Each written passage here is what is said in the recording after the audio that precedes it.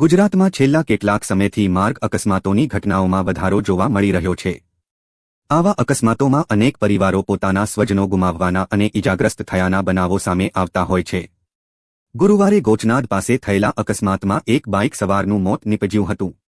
તેની રાખ પણ ઓલવાઈ નથી ત્યારે ફરી એકવાર શંખેશ્વર-રૂણી વચ્ચેના હાઇવે પર બસ અને બાઇક વચ્ચે અકસ્માત સર્જાયો હતો, જેમાં ખીજડીયારી ગામના બાઇક સવાર ઠાકોર વિષ્ણુજી જેસંગજી ઇજાગ્રસ્ત થયાનું સામે આવ્યું હતું।